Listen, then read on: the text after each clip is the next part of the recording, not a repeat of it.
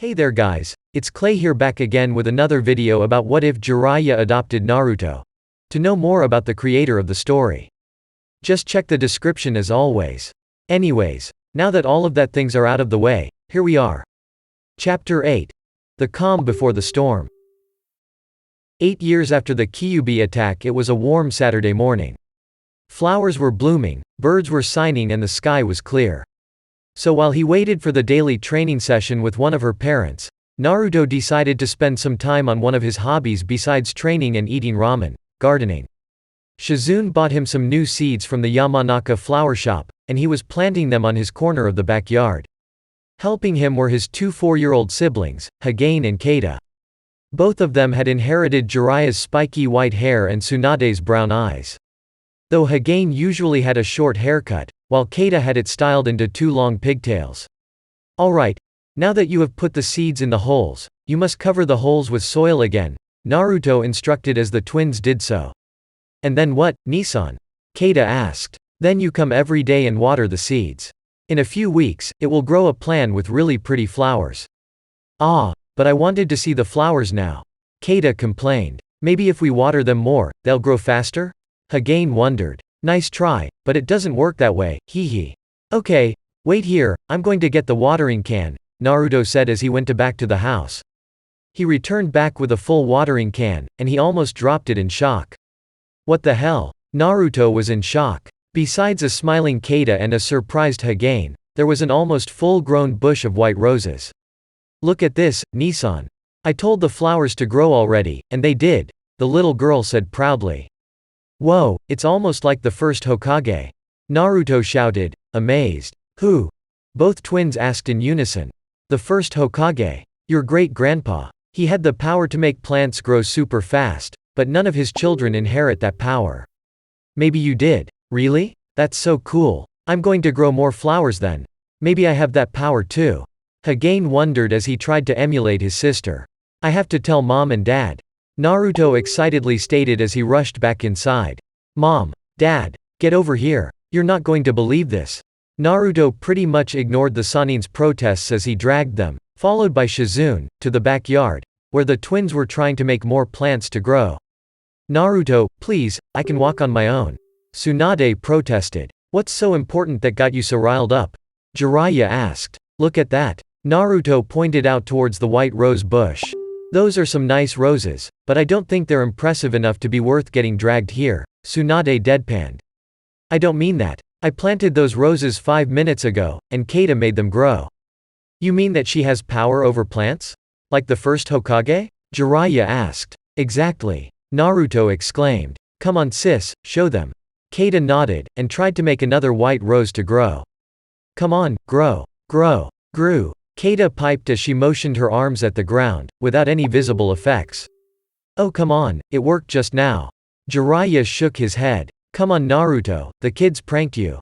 While I admit that that bush wasn't there yesterday, there's no way they have the power of the wood release. No, I have the power. And I'll show it to you. Grow. Keita ordered, her face turning red as she tried to channel the power she thought she had. Come on sis, I know you can do it. Hagane encouraged as he patted her on the back. The moment Hagane touched Keita, something inside her changed. She felt an overwhelming force coming from within, and almost unwittingly, channeled said force outside through her extended arms. Another white rose bush emerged from the ground, except this one grew to be twice as big and lush as the first one. Tsunade's necklace shined with such an intense glow it was comparable to the sun. Tsunade, Jiraiya and Shizune's jaws dropped, and their eyes opened so wide they appeared to pop out of their socket. They remained in a state of stupor until Naruto snapped out of them. I can't believe it. Tsunade babbled, almost in a whisper. Tsunade-sama. This is. Shizune stuttered. Jiraiya was also shocked, but then he smiled wide. Haha, did you see that? My genes are so good, they awakened a long-lost bloodline limit. Jiraiya. Tsunade whispered, ignoring the Toad Sage's remark. When Hagane touched Keita, you felt something, didn't you? Yes. Something similar to nature chakra, Jiraiya replied. Keita, when Hagane touched you, what did you feel? I felt being full of energy. And so strong. Like I've been sleeping for a whole week. It felt amazing, the little girl said. Hagane, honey, give me your hand, Tsunade instructed as she crouched in front of her younger son. Hagane did so, and Tsunade's necklace glowed once more. None of the presents were sensors, but they could felt Tsunade's chakra dramatically increasing all of a sudden, manifesting in the form of a blue aura flaring around her. Jiraiya also noticed the bit of nature chakra there. The effect vanished once they stopped holding hands. Tsunade stood up, with a dazzling look on her face. When Hagane touched me, I felt my chakra reserves growing so much, I thought I wouldn't be able to hold them. This is incredible. Wait a minute, we all touched Hagane many times before. Why he didn't have this effect until now? Shizune asked. I don't know. Maybe it was dormant until something triggered it? Jiraiya guessed. Like what? Like Keita making those plants grow? Naruto asked. I mean, you told me about twins having some sort of invisible special connection. What if Hagane couldn't awake this power until Keita awakened hers? It's a possibility, Jiraiya conceded. By the way, Tsunade, I think that this might be the reason as for why your necklace glows so much when it's near either of them. It is possible that the first chakra of the necklace somehow influenced them since the moment they were conceived? Shizune asked. That's an interesting theory, but we'll have to wait to see if it's true or not. I'm going to check the twins now to see the extent of their abilities. As for the time being, I don't want anybody else to learn about this, understood? What? But Keita just developed a bloodline limit which was thought to be lost. And Hagane has some freaky power too. We have to tell the Hokage at least. Naruto protested. Shizune stepped in. Naruto-kun, keep in mind that the power of the first Hokage has been sought by many people. If there was a rumor that Tsunade-sama and Jiraiya-sama's kids had manifested that power, then they would be in great danger. Do you understand that? Yes, Shizune-ni-chan. I didn't think of that, Naruto admitted, as he rubbed the back of his head. Which means that you two shouldn't use those powers out of this house, and only with an adult present, understood? Tsunade said to the twins. Keita went to protest. But, no buts, Keita. Tsunade's tone did not leave room for replies. Alright, Mom. The white-haired girl conceded in defeat. You two, come with me for a medical check. Jiraiya. Why don't you take Naruto out for some training? Ellipsis. Training ground 3. While Tsunade inspected the twins, Jiraiya took Naruto to their usual training spot. Alright Naruto. Let's review your ninjutsu repertoire. First use the clone jutsu, Jiraiya instructed. Naruto nodded, made the necessary hand seals, and channeled his chakra. Clone jutsu. Naruto shouted, and 4 perfect copies of himself appeared at both sides. Yay. Alright. That jutsu gave you some trouble, but it seems that your chakra control is getting better, Jiraiya mentioned. Now, transformation. Dispelling the clones, Naruto nodded again, and turned into Shizune. Jiraiya gave a nod of approval, and Naruto returned to normal. And lastly, the body replacement. Naruto made the hand seals, this time much faster, and disappeared in a cloud of smoke, leaving a large rock in his place. Naruto then appeared behind Jiraiya. Excellent, Jiraiya approved, turning around, already aware of his godson being there. Those are the 3 academy ninjutsu you need to master if you want to graduate. As you can see, piece of cake when you have such an awesome teacher as me. Wait, does that mean that I can graduate already? Naruto said in realization, starry-eyed. I said that those 3 jutsus are necessary to pass, not the only thing you need. But yeah, I'm sure that you'd be good to graduate in 2 years. Yay. Take that Sasuke. I'm going to graduate 2 years before you. Whoa there, don't get yourself carried away. You're not going to skip any academy year. What? But why? If I already know what they teach at the academy, going there is a waste of time. You have a point. But I'm not teaching you everything the academy does. Stuff like maths, physics, biology and geography might not seem useful for a ninja at first, but they are. That's why the academy is still important. If that wasn't the case, I wouldn't bother sending you there. Besides, I'm going to have a talk with the Hokage and see if he can do something about making the academy curriculum a bit more challenging. I mean, a ninja needs more than the 3 basic E-rank jutsus to do their job. They don't even teach tree walking. Besides, I want to teach you other abilities that will take some time. And that would be sealing jutsus, some more advanced ninjutsu, being able to dispel genjutsus, and if possible, control of the 9 tails chakra. It's my goal to make sure you gain some level of mastery over those abilities before you graduate. I see. No matter what you decide to throw at me or how hard the academy gets, I'll pass with flying colors," Naruto claimed, pumping his fist. "Boy, that inner fire is something every teacher wants to see in his students," Jiraiya smiled. "Alright kid. Now that you showed me what you're capable of, I think that I can fulfill your request." Yes. Elemental ninjutsu. Last week, Sasuke, who for some reason had become incredibly cranky since the previous year, showed everybody that he had learned the great fireball jutsu.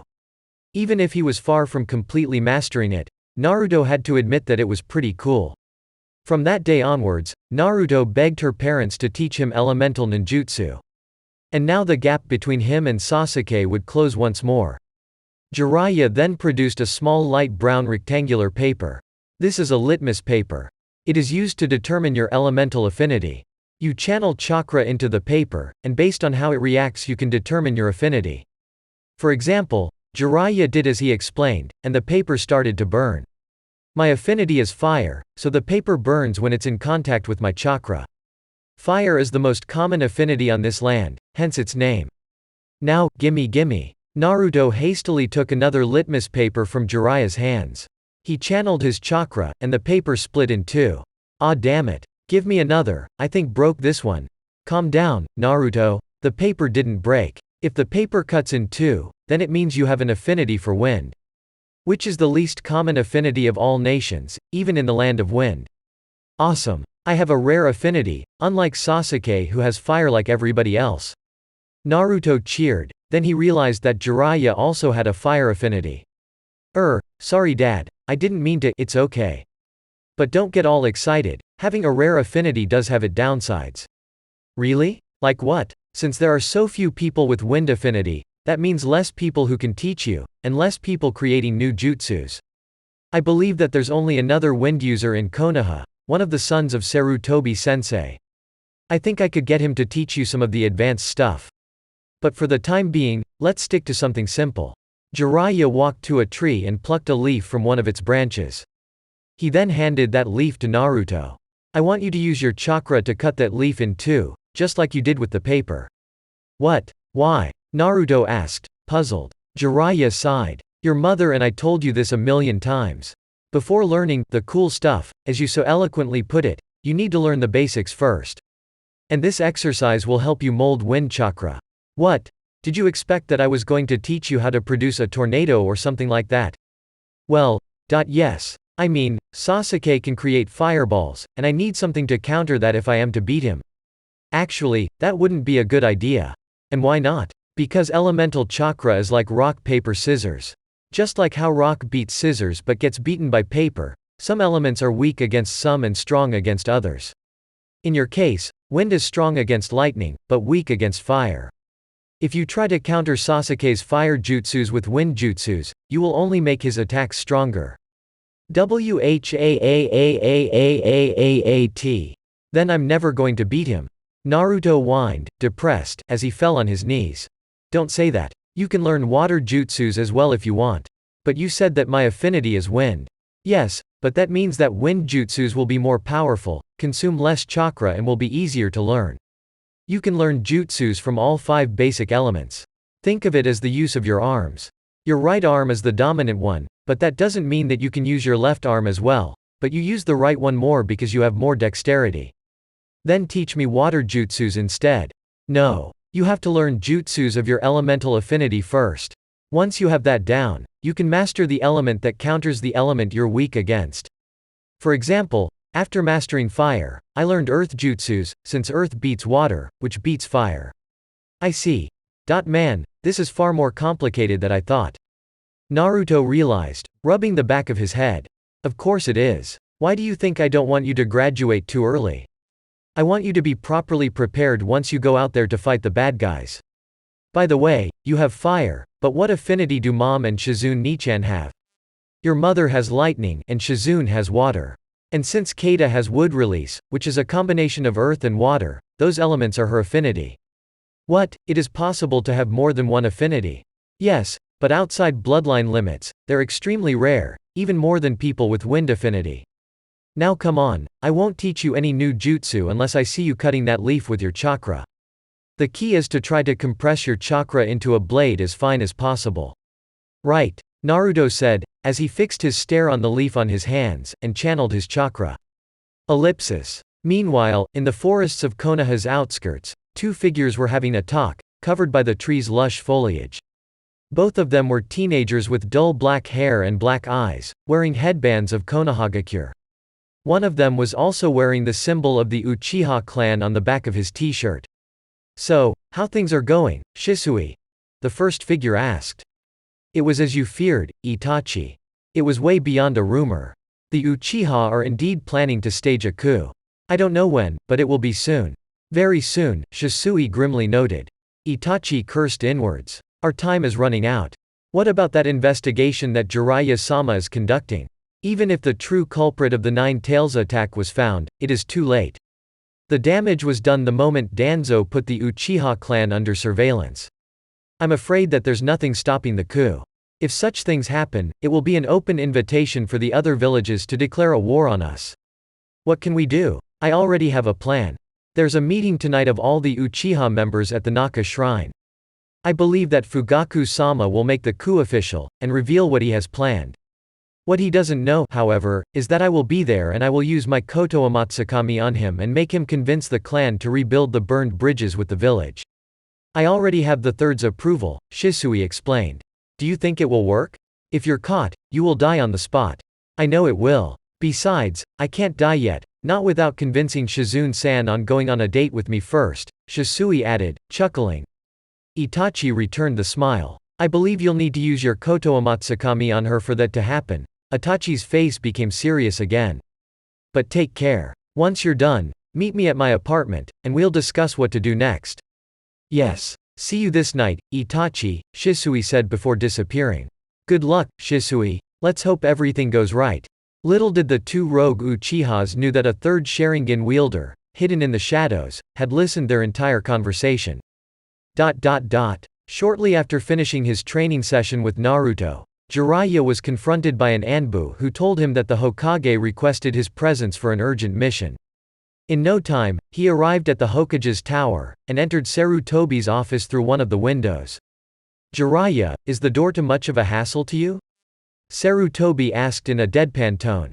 "Sorry, sensei, but you said that it was urgent," Jiraiya replied as he jumped inside the office. "All right, sit down," Sarutobi instructed with a weary sigh. "Jiraiya, there is no need for you to continue your investigation of the Kyuubi attack." Jiraiya was taken aback by such words. "What? Why? I'm afraid that it won't do any good now. According to my sources, the Uchiha clan has been planning a coup d'état for the past couple years. They will stage it sometime during this week." Jiraiya couldn't believe what he was hearing. "And why are we still here, doing nothing? We have to stop that from happening. I already have a plan in motion, Jiraiya, don't worry. The coup won't come to pass, I made sure of it."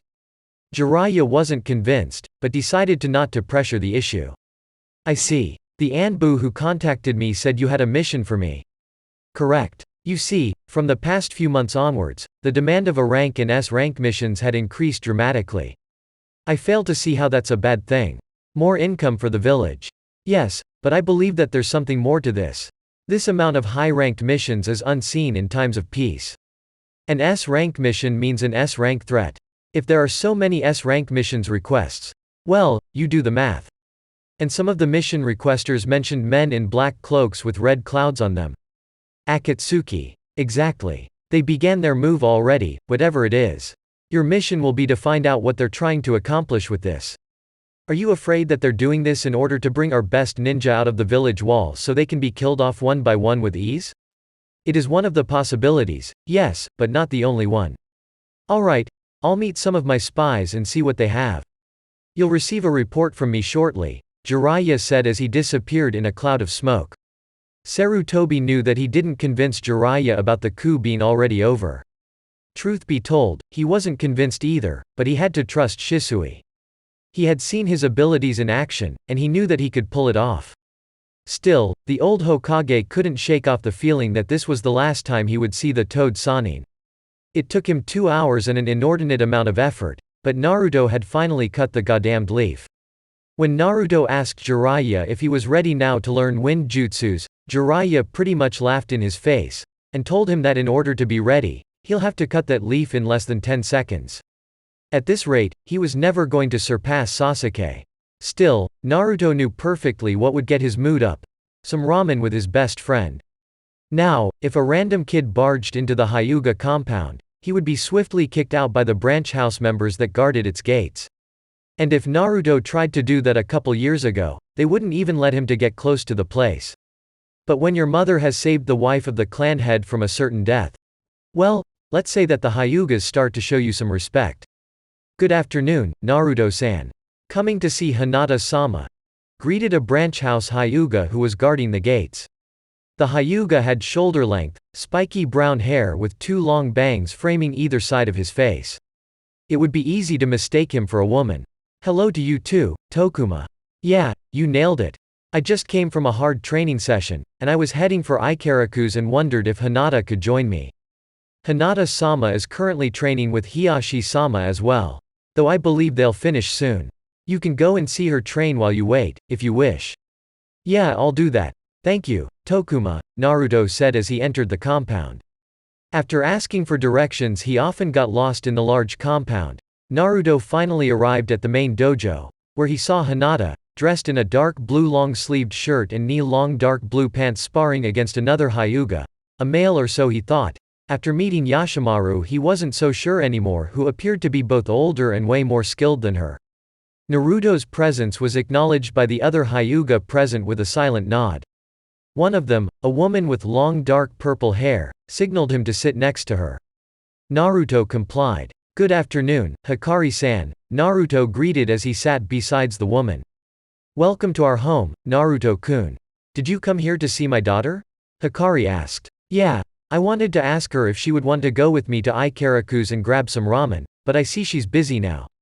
She's close to finish her daily training. I'm sure she'd love to eat with you. Hinata lost her focus the moment Naruto entered the dojo, blushing the moment she saw the blonde smiling at her. This moment of distraction left her wide open for her opponent to knock her down with a swift palm strike. Don't get distracted. In a real fight, if you get distracted, you die. Come on, stand up and come at Neji again. Hiyashi chided in a reprimanding tone. Why yes father. Hinata bumbled as she stood up and dashed at her adversary again. They traded blows once again, except this time Hiyashi noticed that she was more focused and her attacks were far more aggressive. As if suddenly this spar became a deathmatch with her life on the line. Yet the only thing that changed was that Naruto had entered the room. Did that kid have some effect on her daughter? Meanwhile, Naruto continued watching Hinata spar. Wow, that kid fights pretty hard, Naruto commented to no one in particular. Indeed, Neji-kun has quite some talent. Some believe that in a few years he will become the strongest Hyuga alive, surpassing even my husband, Hikari whispered to him. But don't tell him I said that, he has quite the ego already. By the way, is Neji a guy? Hikari chuckled. Yes he is. Does he look like a girl? Well, it's that I met some guys who look like women. And many of them were Hyugas. Well, yes. Many Hyugas have rather feminine looks. Not every Hyuga can have the luck to have my Hiyashi's handsome manly features. There was a collective gasp when Hinata managed to land a hit on the Hyuga prodigy. Way to go, Hinata. Kick his ass. Naruto cheered in a whisper. He remembered the first time the loudly cheered her, and was reprimanded by the rest of Hyuga for almost half an hour for his noisy behavior. I think I'll bring you here whenever Hinata-chan has to train. She fights with far more spunk whenever you're present, Hikari observed, smiling at Naruto. Well, obviously. I also fight better when I have my friends cheering me, Naruto replied. After a few more minutes, Hiyashi decided that the spar was over. Hikari silently signaled Naruto that it was okay to speak with Hinata if he wanted to. Hey, Hinata, way to go! Naruto cheered as he ran towards his best friend. The Hyuga heiress blushed once again. Thank you, Naruto-kun. Say, I was going to Ikaraku's to have some ramen. Wanna join me? Hinata didn't reply, and merely looked at her father. Hiyashi pondered for a few seconds before revealing his answer. Yes. But your mother will go with you, Hiyashi stated in a neutral, but commanding tone. Come on Hiyashi, what's the worst it could? Hikari tried to protest. Hikari, I'm not going to leave our 8-year-old daughter alone with a boy. Hiyashi almost spat the last word. If only he knew all the times Naruto and Hinata had been alone since they met. So either you or another adult goes with her, or she can't go. Alright, as you wish, dear. Hikari rolled her eyes. Naruto-kun. Wait a minute before Hinata-chan gets a quick shower and gets dressed. Ellipsis. Half an hour later, the two Hyuga girls and the Uzumaki boy were at the latter's favorite food place. Alright. 2 chicken ramen bowls for the ladies, and 5 miso ramen bowls for our favorite customer, Ikaraku announced as he placed the orders on the counter. Enjoy the food. We will. Naruto happily replied as he started wolfing down the food. Hikari watched him with curious eyes. Kid, how can you eat so much and not have an ounce of fat in your body? The Hyuga woman asked. Because I burn all of it training a lot. I need to if I'm to become Hokage. Naruto proudly proclaimed as he finished his first bowl and went to the second. Especially now that I'm learning elemental ninjutsu. Really? That's amazing, Naruto-kun. Because that kind of jutsus are pretty advanced, Hinata noted, as she slowly ate her ramen. Indeed. They're usually taught to chunin, and the average age of becoming a chunin is 15 to 16. You're half that age, and not even an academy graduate, Hikari observed. Yeah, that's how awesome I am. Naruto claimed with a foxy grin as he emptied his third bowl. Hey, what about you, Hikari-san? What is your element? Actually, the Hyuga clan does not use traditional ninjutsu, just our own martial art, the gentle fist. But I believe my affinity is water. I don't know what affinity is Hinata's. Well, we might find it soon, since Dad said it's going to talk with the Hokage so they teach elemental ninjutsu at the academy, Naruto claimed. The academy? Isn't that a bit too soon? I mean, not all the kids have the luck of having a clan or being trained by 2 Sannin, Naruto-kun. Hikari asked. I dunno, my dad said that the standards of the academy decayed a lot since the days he and mom were genin. By the way, did you know that they graduated when they were just 6? They're living legends. It's something to be expected. Mother. Hinata spoke up. Do why you think I could learn elemental and ninjutsu? Hikari shot her daughter an odd look. Why would you want to do such a thing? Well, it's that I'm not that good with the gentle fist. So maybe if I could have something else to rely on. I don't see why not. While we don't use traditional ninjutsu, it isn't banned or anything, Hikari shrugged, then she turned more serious. Though I don't want you to neglect your gentle fist training. Your father and I still expect you to master it to some degree. You can learn any other kind of ninjutsu to supplement your skill repertoire if you wish, but none of them are to be treated as the replacement of the gentle first. Understood? Why yes, mother. Hikari smiled. Good then. Though then again I believe that maybe traditional ninjutsu will give you less trouble, since you have such a good chakra control for somebody of your age. Hey, if that's the case, maybe she could also learn medical ninjutsu. Mom says that it requires a precise chakra control, Naruto commented. You now want to add medical ninjutsu as well? I think Hinata will have enough with elemental ninjutsu and the gentle fist, Naruto-kun, Hikari replied. Though given her history, Hikari couldn't help but feel a newfound respect for medical ninjutsu. Well, my parents say that a great ninja is a master of multiple skills. That's why besides taijutsu and ninjutsu, I'm also going to learn sealing jutsus as well. And I heard Dad talking about something called senjutsu, which I don't know what it is. All you need is the will to do it. It's good to see that despite being so young, you're thinking so much about your future, Naruto-kun. That kind of hindsight is rare in kids your age. Besides, I also heard Mom saying that she wanted to convince an Hyuga to become a medical nin, since he said something about the Byakugan being a good medical tool or something. You have a point in there. But in the end, it all depends on what Hinata wants to do, Hikari noted, looking as he daughter. Well, as for now, I think I'll like to try elemental ninjutsu first, and then maybe medical ninjutsu as well. Hinata said. Alright, can Hinata come to train with Dad and me one of these days? Naruto asked to Hikari. I don't see why not. She can go once she finishes her daily gentle fist practice. Yay. You'll see Hinata, you'll become a mistress of the elements in no time. That evening, at the Naka shrine, almost the entire Uchiha clan was gathering there. Only 3 members were missing, the disowned Uchiha. Itachi, his little brother, Sasuke which was happily asleep on his bed, unaware of the nightmarish turn of events that were about to come, and Shisui Uchiha. There were many crates scattered around the place. Some of them were opened, revealing its contents. Some of them had ninja tools such as kunai and shuriken. Others had flak jackets, similar to the ones worn by Chunin, except that this were black instead of green, and had the Uchiha fan on its back instead of the Uzushiogakure red swirl. Another crate had forehead protectors, only with the Uchiha fan instead of the Konoha symbol. Fugaku Uchiha, the clan head, was on top of a couple crates that served as a makeshift podium. The Uchiha stopped chatting among themselves and paid attention to what their leader was about to say. My brethren, it's a pleasure to see all of you gathered here, in this sacred place. Since time immemorial, the Uchiha has been one of the most powerful clans of the entire elemental nations. An unstoppable force matched by very few clans.